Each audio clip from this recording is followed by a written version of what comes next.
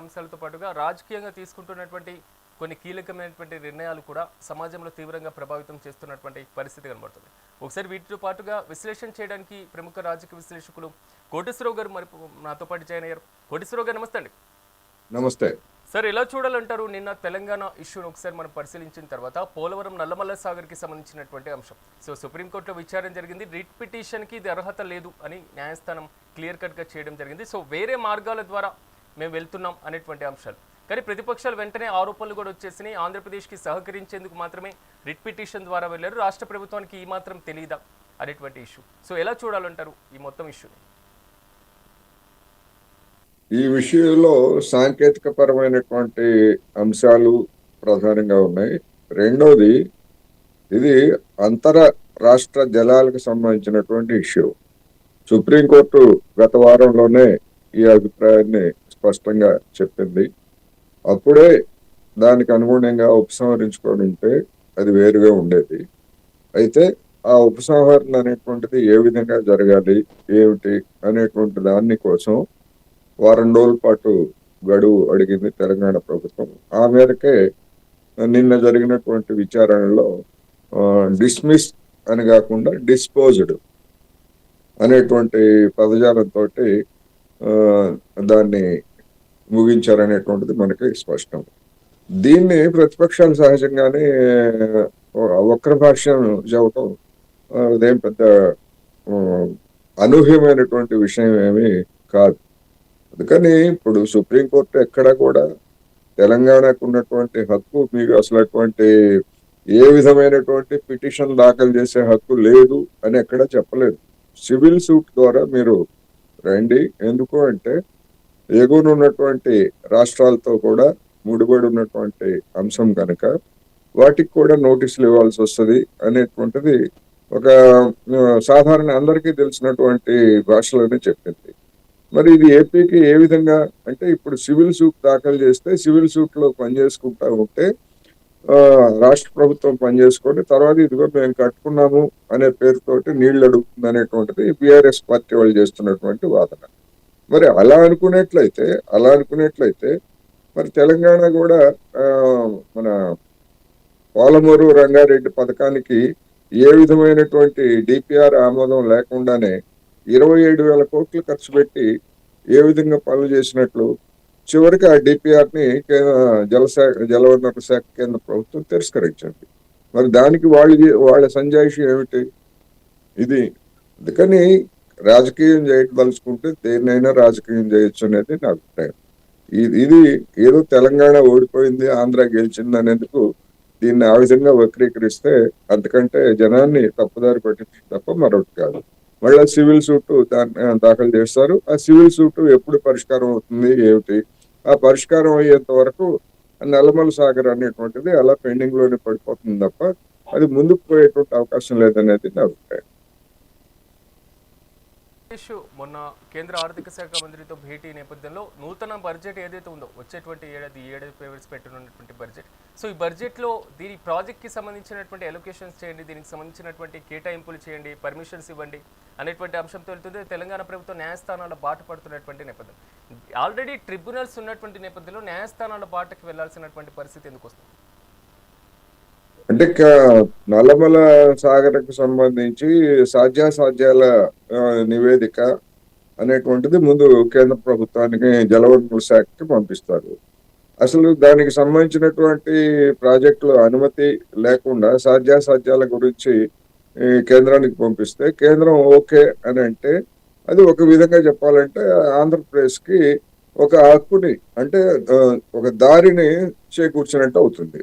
అందుకనే అటువంటిది ఏమీ లేకుండానే అటువంటి ఆ ఫీజిబిలిటీ రిపోర్ట్ సాధ్యాసాధ్యాల నివేదికకి కేంద్ర ప్రభుత్వం వైపు నుంచి ఆమోదం లేకుండానే డిపిఆర్ తయారు చేయడానికి ఆంధ్రప్రదేశ్ ప్రభుత్వం టెండర్లు పిలిచింది. మరి ఇది సహజంగానే ఎగువ రాష్ట్రాలు కావచ్చు లేదా మరొక రాష్ట్రానికి సంబంధించినటువంటి అంశం కానీ ఆందోళన కలిగించేటువంటిది. అందుకని వాళ్ళ ఏ రాష్ట్రానికైనా అటువంటి హక్కు ఉంటుంది అనేది ఈ సందర్భంగా మనం గమనించాలి. దాని మీద ట్రిబ్యునల్ అవార్డులు ఏమున్నాయి, వీళ్ళు చేపట్టేటువంటి పథకాలు ఆ ట్రిబ్యునల్ అవార్డుకి అనుగుణంగా ఉన్నాయా లేవా? ఇప్పుడు నల్లమల సాగర్ ఉంది. దానికి సంబంధించి మేము వృధాగా పోతున్నటువంటి జలాలని మేము ఎత్తిపోసుకోవడానికి అని చెప్పేసి ఆంధ్రప్రదేశ్ చెప్తా ఉంది. నిజంగానే దాని ఉద్దేశం కూడా అదే. అయితే అలా ఎత్తిపోసుకోవడానికి మరి గతంలో బచావత్ ట్రిబ్యునల్ అవార్డు కానీ లేదా బ్రిజేష్ కుమార్ ట్రిబ్యునల్ అవార్డు మధ్యంతర నిర్ణయాల్లో కానీ అలాంటి అవకాశం ఉందా లేదా అనేటువంటిది న్యాయస్థానాలు పరిశీలిస్తాయి. లేనప్పుడు లేవు కనుక దాన్ని నిలిపేయమని చెప్పేసి చెప్తాయి. అందుకని న్యాయస్థానాలు పరిధి అంతవరకు మాత్రమే. ఇప్పుడు ఉన్నటువంటి స్టేటస్ ఏమిటి, ఆ స్టేటస్ కు అనుగుణంగా ఆంధ్రప్రదేశ్ ప్రభుత్వమైనా లేదా తెలంగాణ ప్రభుత్వమైనా ప్రాజెక్టులు చేపడుతున్నాయా లేదా అని చూసి వాటికి సంబంధించి మిగిలిన రాష్ట్రాల యొక్క అభ్యంతరాలు ఏమిటి, వీటన్నిటిని కూడా పరిశీలించి ఒక నిర్ణయం తీసుకుంటాయి తప్ప ఆ అవార్డుని మార్చేటువంటి అధికారం న్యాయ వ్యవస్థకు కూడా లేదు. ప్రభుత్వానికే లేదు, న్యాయ వ్యవస్థకు కూడా లేదు. స్టేటస్ మీద అభిప్రాయం చేయడం తప్ప మరొకటి కాదు. ఆల్రెడీ ఏపీ ప్రభుత్వం ప్రతిపాదిస్తున్నటువంటి ఈ ప్రాజెక్టులకు సంబంధించి ఎగువ రాష్ట్రాలు ఇంకా మహారాష్ట్ర, కర్ణాటక, ఎందుకంటే గోదావరి, కృష్ణ ఈ రెండు బేసిన్లో కూడా ఆ రెండు రాష్ట్రాల భాగస్వామ్యం కూడా ఉంది కాబట్టి సో అక్కడి నుంచి అభ్యంతరాలు ఎందుకు అంతగా రాకపోవట్లేదు? కేవలం తెలంగాణ నుంచే రావడం వెనకాల ఏమైనా సెంటిమెంట్ ఉందా? అటువైపు నుంచి రావని మనం ఏమి చెప్పలేదు. ఎందుకు అంటే మొత్తం జలాలు 3 రకాలు: నిఖర జలాలు, మిగులు జలాలు, వరద జలాలు. ఇప్పుడు వాళ్ళు చెప్తున్న ఆంధ్రప్రదేశ్ ప్రభుత్వం చెప్తున్నది ఏమిటి అంటే సముద్రంలోకి వృధాగా పోతున్నటువంటి జలాలు వాటిని మేము ఎత్తిపోసుకుంటాము, మిగిలిన ఎగువ రాష్ట్రాలకి అభ్యంతరం ఏమిటి అనేటువంటిది వాళ్ళు చెప్తున్నటువంటిది ఒకటి. అంటే ఇక్కడ నీటికి సంబంధించి ఒక సూత్రం ఉన్నది.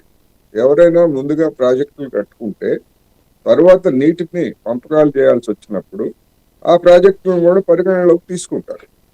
అందుకనే ఆ ప్రాజెక్టులను పరిగణనలోకి తీసుకున్నప్పుడు వాటికి హక్కుగా వస్తుంది. వరద జలాలు కావచ్చు, మిగులు జలాలు కావచ్చు, ఆ ప్రాజెక్టులకి కేటాయించండి అని చెప్పేసి ఆంధ్రప్రదేశ్ ప్రభుత్వము ట్రిబ్యునల్ ని కోరుతుంది. ఆ విధంగా కోరినప్పుడు తమకు వచ్చేటువంటి వాటాల్లో కొంత తగ్గుతుంది కనుక ఎగువనున్నటువంటి రాష్ట్రాలు వాటి మీద అభ్యంతరాలు పెడుతున్నాయి. అందుకని ఇప్పుడు మనం చూస్తున్నాం ప్రతి సంవత్సరం కొన్ని వేల టీఎంసీల నీరు కృష్ణా, గోదావరి నుంచి సముద్రంలో వృధాగా కలిసిపోతా ఉంటాయి. కానీ వాటి మీద హక్కులు అనేటువంటి దానికి వచ్చేసరికి ఈ విధమైనటువంటి ప్రతిబంధకాలు రాష్ట్రాల నుంచి వస్తున్నాయి. అందుకని ఇటువంటి వివాదాలకి శాశ్వతంగా చెక్ పెట్టే విధంగా ఒక పర్మనెంట్ ఫార్ములా, ఒక శాశ్వత ఫార్ములా ప్రతి నదికి ఈ సమస్య ఉంటది. గోదావరి, కృష్ణ కాదు, లేదా ఇతర నదులకు కూడా ఈ సమస్య ఉంటది కనుక ఒక ఫార్ములా, శాస్త్రీయమైనటువంటి ఫార్ములా, ఎవరికి నష్టం జరగకుండా, ఏ రాష్ట్రానికి నష్టం జరగకుండా ఒక శాస్త్రీయమైనటువంటి ఫార్ములాని రూపొందించాల్సినటువంటి అవసరం ఉందనేది ఈ సందర్భంగా మనం చెప్పుకోవాలి. దానికి ఎవరు బాధ్యత తీసుకోవాలంటే కేంద్ర ప్రభుత్వమే బాధ్యత తీసుకోవాలి. ఆ ఫార్ములా రూపొందించడానికి కూడా ఇప్పుడు బ్రిజేష్ కుమార్ ట్రిబ్యునల్ అంటే కృష్ణా జలాలకు సంబంధించినటువంటి ట్రిబ్యునల్, దానికి సంబంధించినటువంటి కేటాయింపుల మీద మాత్రమే అది ఒక అవార్డు ఇస్తుంది. 2004లో ప్రారంభమైనటువంటిది, ఇది 2026. అంటే 22 సంవత్సరాలుగా ఇంతవరకు దాని గురించి అతిగతి లేకుండా ఆ ట్రిబ్యునల్ విచారణ అలాగే సాగుతూనే ఉంది. ఇంకా ఎన్ని దశాబ్దాలు సాగుతుంది అనేటువంటి ప్రశ్న సహజంగానే ఎవరికైనా కలుగుతుంది. కనుక ఏదైనా ఒక ట్రిబ్యునల్ ఏర్పాటు చేసినప్పుడు ఒక నిర్ణీత వ్యవధి, 5 ఏళ్ల 10 ఏళ్ల అనేటువంటి ఒక నిర్ణీత వ్యవధిని కూడా నిర్ణయించాల్సినటువంటి అవసరాన్ని ఈ బ్రిజేష్ కుమార్ ట్రిబ్యునల్ ముందుకు తీసుకొచ్చింది. అందుకని శాస్త్రీయమైనటువంటి కేటాయింపులు, ట్రిబ్యునల్స్ కి ఒక నిర్ణీతమైనటువంటి గడువు, ఇలాంటివన్నీ కూడా ఎవరు చేయాలంటే కేంద్ర ప్రభుత్వమే చేయాలి. మరి కేంద్ర ప్రభుత్వం ఆ విధంగా ఎందుకు చేయట్లేదు అనేటువంటిదే సమస్య. ఇక్కడ రాష్ట్రాలు తన్నుకుంటా ఉంటే కేంద్రంలో ఉన్నటువంటి అధికార పార్టీ, గతంలో కాంగ్రెస్ అయినా అదే పనిచేసింది, ఇప్పుడు బీజేపీ అయినా కానీ అదే పనిచేస్తూ ఉంది అనేది మనకి స్పష్టంగా అర్థం చేసుకోవచ్చు. సో చాలా వరకు విభజన చట్టంలో కూడా తెలుగు రాష్ట్రాలకి సంబంధించినటువంటి నీటి పంపకాలకి నీటి వివాదాలకు సంబంధించినటువంటి అంశాలు కూడా క్లియర్ కట్గా ఉన్నటువంటి నేపథ్యంలో కేంద్రం చొరవ, ఎందుకంటే మీరు చెప్పినట్లుగా ఎందుకు అంత చొరవ చూపలేకపోతుంది, మరి ముఖ్యంగా రాజకీయపరమైనటువంటి కారణాలుగా మారుతున్నాయి జల వివాదాలకు సంబంధించి రెండు రాష్ట్రాల మధ్య. సో ఈ మొత్తం కూడా ఒక ఏదైనా సెంటిమెంట్ వైపుగా అడుగులు వేసేటువంటి అవకాశం ఏమైనా ఉందా? కేటాయింపులకు సంబంధించి కేంద్ర ప్రభుత్వానికి ఎలాంటి అధికారాలు లేవు. కేంద్ర ప్రభుత్వం ఏం చేయగలదు అంటే ట్రిబ్యునల్స్ ఇచ్చినటువంటి అవార్డుల మీద ఎలాంటి అభ్యంతరాలు లేనటువంటి ప్రాజెక్టులకు సంబంధించి కేంద్ర జలవనరుల శాఖ డిపిఆర్లను అనుమతిస్తుంది, లేదా సాధ్యాసాధ్యాల నివేదికను అనుమతిస్తుంది తప్ప నీటి కేటాయింపులకి కేంద్ర ప్రభుత్వానికి ఎలాంటి అధికారం లేదు. అందువలన ఇప్పుడు సమస్య అదే. కేంద్రంలో ఉన్నటువంటి బీజేపీ ఏం చేస్తుంది అని చెప్పేసి కాంగ్రెస్ పార్టీ కావచ్చు, లేదా ఇంకో పార్టీ బీఆర్ఎస్ పార్టీ కావచ్చు చెప్పొచ్చు. కానీ కేంద్రానికి ఆ అధికారం లేదు.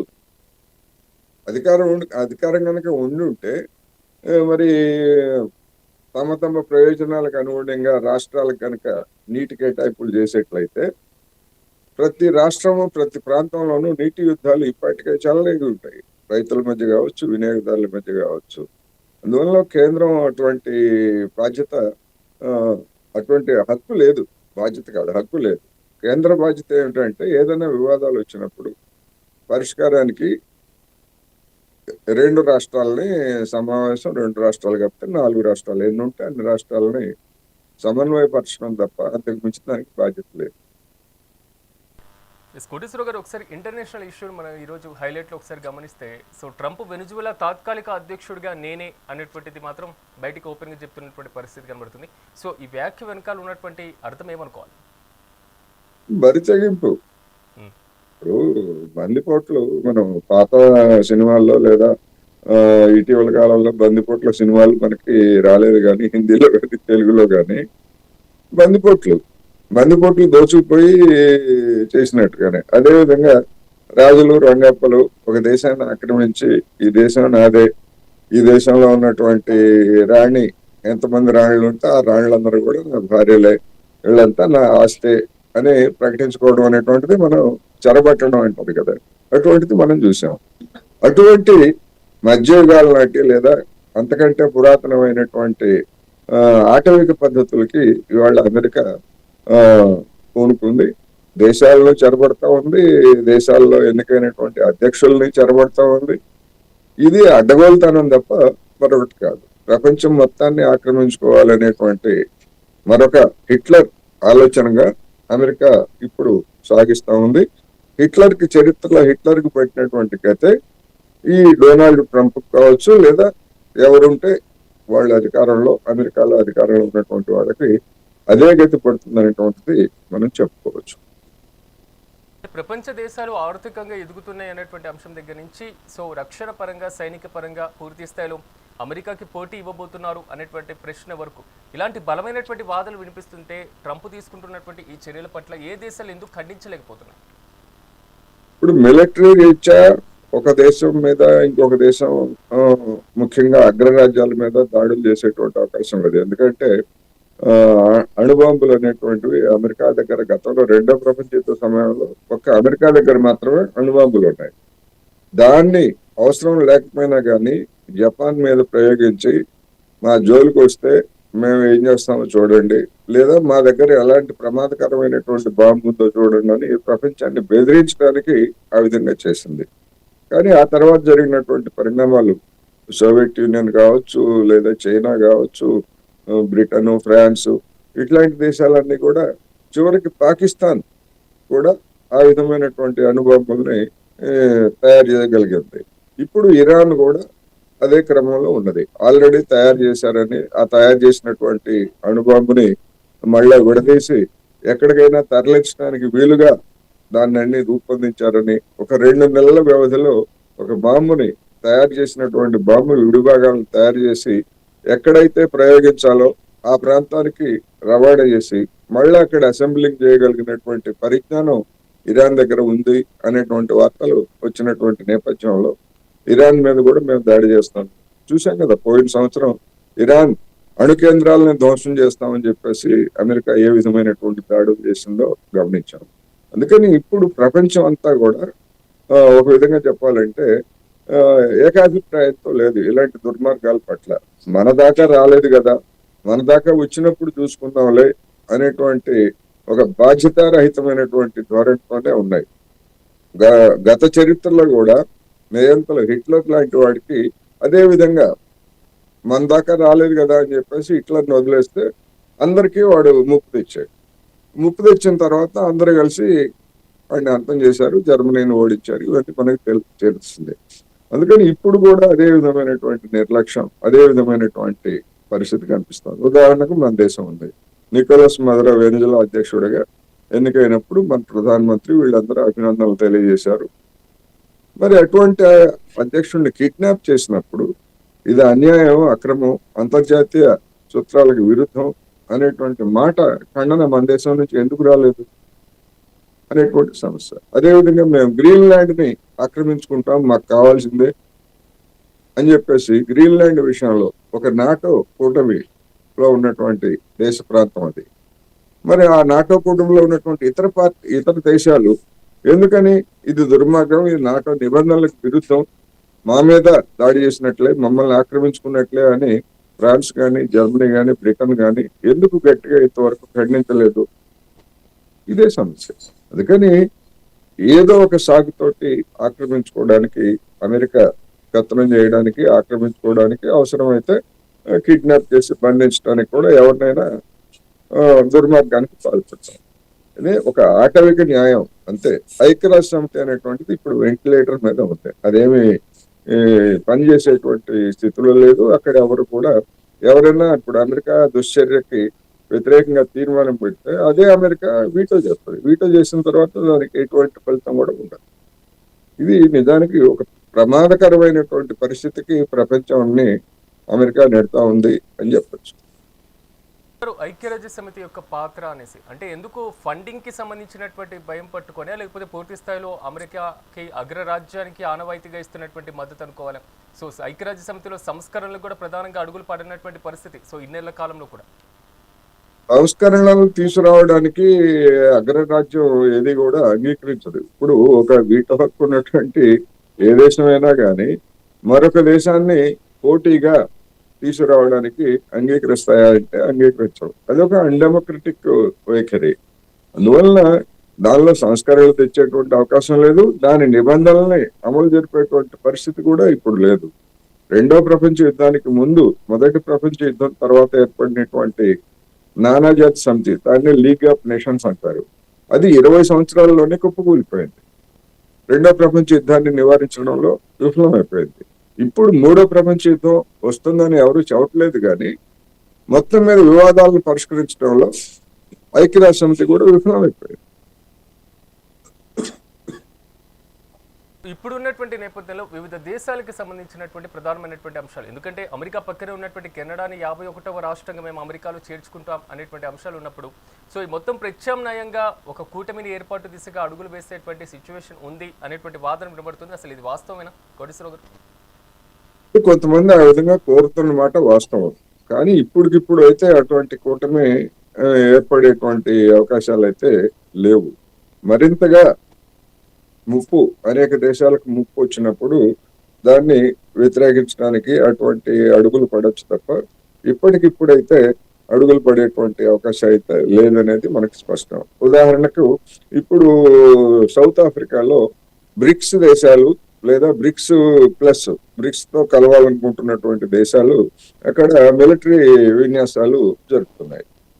అది ఎప్పుడో నిర్ణయించింది. ఇప్పుడు తాజా పరిణామాలతో నిమిత్తం లేకుండా, అంటే మన అమెరికాతో మన వాణిజ్య ఒప్పందం కావచ్చు, లేదా వెనుజులా పరిణామాలు కావచ్చు, వీటితో సంబంధం లేకుండానే ఎప్పుడో గత ఏడాది ఎప్పుడో నిర్ణయించారు. నవంబర్ లో జరగాల్సినటువంటివి G20 సమావేశాల కారణంగా దాన్ని ఈ జనవరి 9 నుంచి 16 వరకు వాయిదా వేశారు. కానీ అటువంటి ఆ విన్యాసాలకి భారత్ దూరంగా ఉంది. అంటే ఏమి సందేశం పంపుతున్నట్టు నరేంద్ర మోడీ గారు భారత్ గురించి? అమెరికాకి ఆగ్రహం కలిగించేటువంటి ఏ కార్యక్రమంలోనూ మేము భాగస్వామి కాదలుచుకోలేదు అని చెప్పేసి ఒక విధంగా లొంగుబాటు వైఖరి. మరి అటువంటి పరిస్థితుల్లో ప్రపంచంలో ఐక్యత అనేటువంటిది ఎట్లా వస్తుంది? ఇది సమస్య, ఇవాళ ఉన్నటువంటి సమస్య. అందుకని మరి ఏం జరుగుతుంది ఏంటి, వివిధ దేశాల పట్ల అమెరికా ఎట్లా వ్యవహరిస్తుంది? ఇప్పుడు బ్రిక్స్ దేశాల్లో బ్రెజిల్ కావచ్చు, లేకపోతే చైనా కావచ్చు, సౌత్ ఆఫ్రికా కావచ్చు, రష్యా కావచ్చు, ఇవన్నీ కూడా అమెరికా చేస్తున్నటువంటి దుర్మార్గాన్ని ఓపెన్ గా ఖండిస్తున్నాయి. ఒక్క మన దేశం తప్ప ఓపెన్ గా ఖండిస్తున్నాయి. అందుకని ఆ దేశాలన్నీ కూడా ఎలాంటి ససిపిషన్ లేకుండా అమెరికాని వ్యతిరేకించేందుకు మేమంతా ఐక్యంగా ఉన్నామని చెప్పేసి ప్రదర్శించేందుకు మా బలం ఇది, మా సైనిక బలం ఇది, త్రివిధ దళాల బలం ఇది అని చెప్పేసి అనేందుకే ఏ దేశమైనా విన్యాసాలు నిర్వహిస్తారు, ఏ కూటమైనా. మరి అటువంటి పరిస్థితి మిగిలినటువంటి దేశాలు కూడా వస్తే అప్పుడు అమెరికాకి ముక్తాడు పడుతుంది. లేనప్పుడు ఓహో వీళ్ళ చీలు ఉన్నారు, ఈ చీలు ఉన్నప్పుడే మనం దాన్ని ఉపయోగించుకోవచ్చు అనేటువంటిది మరింతగా తెగించడానికి అవకాశం ఉంది. ఇది మనం అర్థం చేసుకోవాలి. ఫైనల్ గా భారత్ మౌనం వెనకాల ఏమైనా కీలకమైనటువంటి వ్యూహం అనుకోవాలా, లేకపోతే ఏమైనా కీలకమైనటువంటి ఆంతర్యం ఏముంది? వ్యూహము ఇది మౌన దౌత్యము అని చెప్పేసి మన నాయకులు చెప్తారు. దాన్ని కొంతమంది ఏమంటారంటే లొంగుబాటు, అమెరికాకి ఆగ్రహం కలిగించేటువంటి చర్యలు ఏవి లేకుండా అమెరికాను సంతుష్టీకరించే, ఇప్పుడు ముస్లింలను సంతుష్టీకరిస్తుంది కాంగ్రెస్ అని బీజేపీ నిరంతరం పదే పదే చెప్తుంది కదా. ఇప్పుడు అమెరికాను కూడా మరి నరేంద్ర మోడీ సర్కారు సంతుష్టీకరించేందుకు, దానికి ఆగ్రహం కలగకుండా చూసుకునేందుకు దానిలో భాగంగానే ఈ మౌన దౌత్యం పేరుతోటి చేస్తా ఉంది అనేటువంటిది ఒకటి. అందుకని ఇటువంటి లొంగుబాటు గతంలో కెనడా ఆ విధంగానే లొంగిపోయింది, మెక్సికో ఆ విధంగానే లొంగిపోయింది, నాటో దేశాలు అదే విధంగానే అమెరికాకి లొంగిపోయాయి. కానీ ఆ దేశాల మీద కూడా పన్ను విధిస్తాము అని చెప్పేసి ట్రంప్ ప్రకటించాడు కదా. అందుకని లొంగిపోయినంత మాత్రాన మనకేదో మేలు చేస్తారు అని అనుకుంటే భ్రమ. భారతదేశం కూడా ఇప్పుడు అందుకనే నరేంద్ర మోడీకి ఒక అగ్ని పరీక్ష పెట్టాడు ట్రంప్. ఈ వాణిజ్య ఒప్పందాన్ని ఏ విధంగా ముగిస్తారు, అసలు జరుగుతుందా జరగదా, ఇట్లాగే ఎవరి పాటికి వాళ్ళు ఉండిపోతారా అనేటువంటిది కూడా ఇప్పుడు రాబోయే రోజుల్లో ఒక పెద్ద పరీక్ష. అది అమెరికాకు పరీక్ష, అంతకు మించి భారత్కు అగ్ని పరీక్ష. అందుకని మనం చూడాల్సిందే, వెయిట్ చేయాల్సిందే.